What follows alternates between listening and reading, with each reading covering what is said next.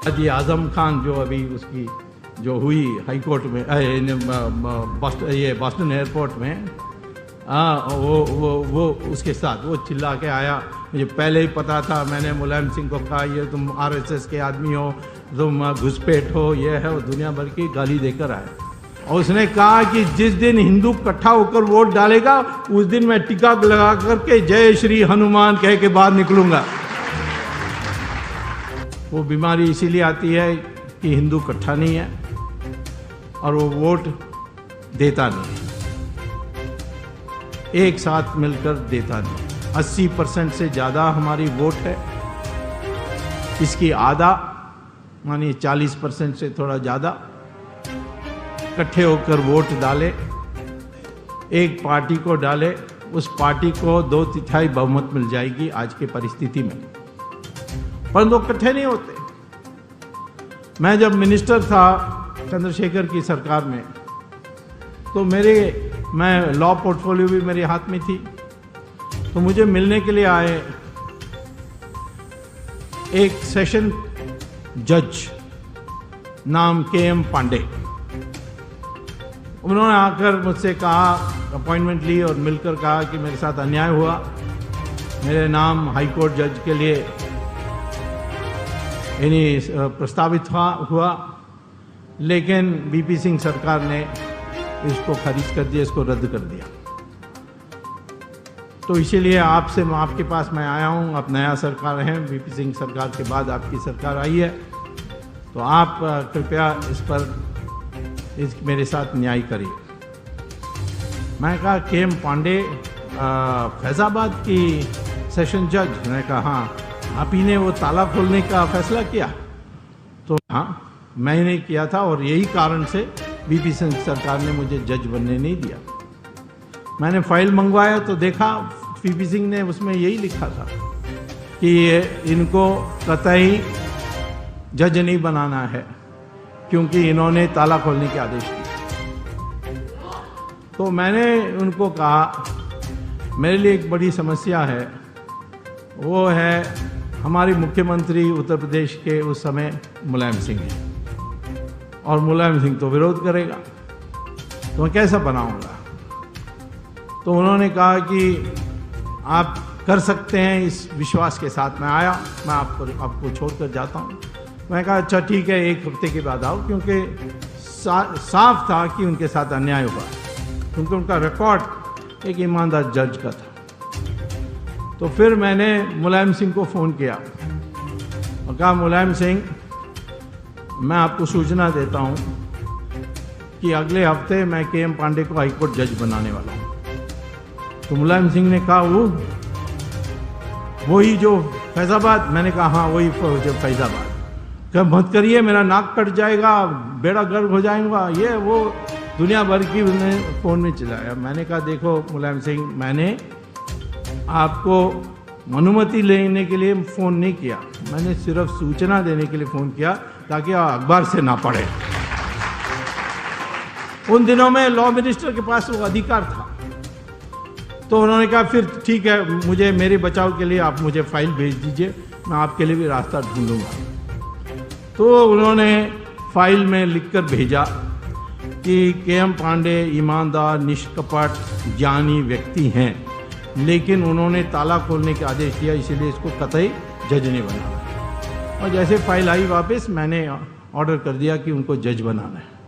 इतना ही मैंने उनको कहा पांडे को कि तो अब उत्तर प्रदेश में मत रहिए, अब मध्य प्रदेश में जज बनिए।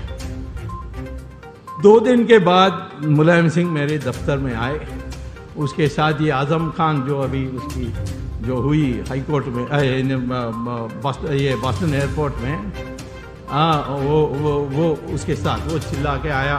मुझे पहले ही पता था, मैंने मुलायम सिंह को कहा ये तुम आरएसएस के आदमी हो, तुम घुसपैठ हो, ये है, वो दुनिया भर की गाली देकर आए। मैंने कहा मैं क्या करूं, ये मुलायम सिंह ने मुझे मना नहीं किया, इसीलिए मैंने बना दिया। तो मुलायम सिंह ने कहा ये कैसा? तो मैंने कहा फाइल निकाल के दिया, देखो उन्होंने क्या लिखा है। तो आजम खान ने कहा, उसने कहा कतई नहीं बनाना है। मैंने कहा मुलायम सिंह को लिखना चाहिए, ये नालायक है, बदमाश है, चोर है, इसको कभी जज नहीं बनाना चाहिए। वो लिखते हैं ये ईमानदार है, निष्कपट है, ज्ञानी है, लेकिन उनका जजमेंट उनको पसंद नहीं है, इसीलिए जज नहीं बनाओ। ये मैं ऐसा कह, ये तो मुलायम सिंह का कसूर है। वो आजम खान उठकर चले गया, मुझे पहले से पता था तुम ऐसे करोगे, तुम ये है वो है, क्या मुलायम सिंह नहीं गया, वो मेरे कमरे में रुक गया और कहा मैंने रास्ता बना दिया ना आपके लिए। तो मैंने कहा बिल्कुल बना दिया।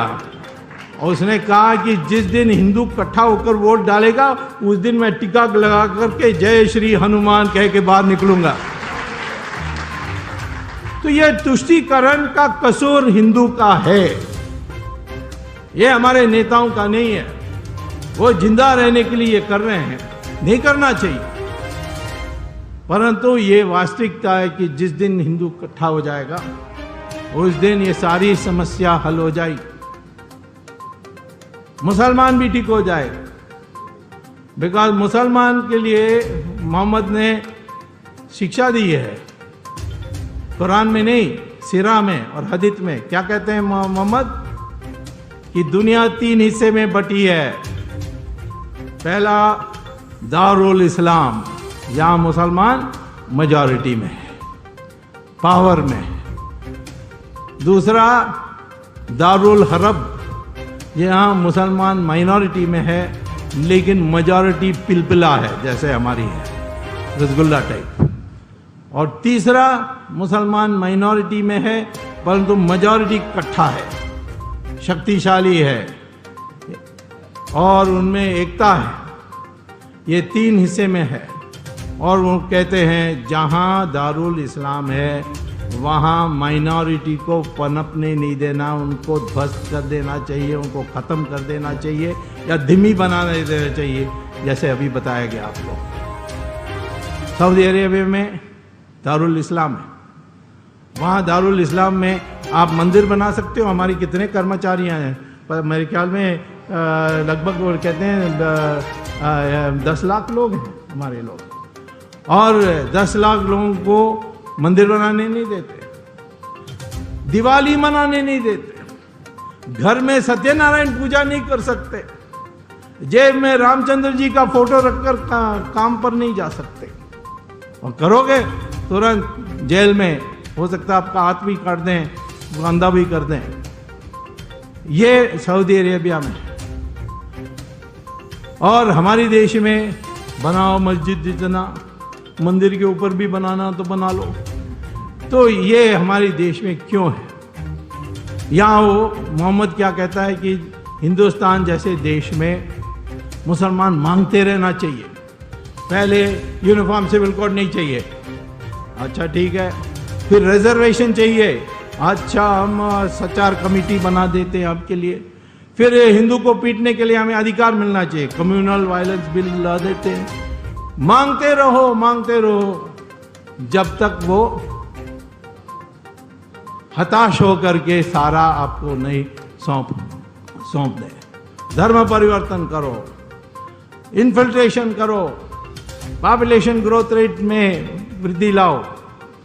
ये सारी चीजें लिखी हुई है सीरा और हदीस में, वही हो रहा हमारे देश में। मांगते रहते हैं। और आप देखिए जहां मेजॉरिटी यूनाइटेड है वहां नहीं मांगते। ऑस्ट्रेलिया में एक बार एक इमाम ने कह दिया कि ये यूनिफॉर्म सिविल कोड हम लोगों को पसंद नहीं है, हमें शरिया चाहिए। तो वहाँ एक महिला प्राइम मिनिस्टर है ऑस्ट्रेलिया में, उसने बयान दिया कि ये इमाम ने ऐसा कह दिया, उसको शरिया चाहिए तो दूसरा देश ढूंढे, इस देश में तो नहीं मिलने वाला है। और दूसरा दिन सारे मुसलमान संगठनों ने प्रस्ताव पास करके प्राइम मिनिस्टर को भेजा, ये मुल्ला पागल है, हम लोगों को यूनिफॉर्म सिविल कोड बहुत पसंद है और वही चाहिए। ये उन्होंने लिख कर दे दिया प्राइम मिनिस्टर को। ऑस्ट्रेलिया में नहीं है अलग शरिया शादी विवाह के लिए, वहाँ यूनिफॉर्म सिविल कोड है, जो क्रिश्चियन के लिए वो इनके लिए भी है। इसी प्रकार से अमेरिका में कोई अलग से है, उनके लिए कानून है।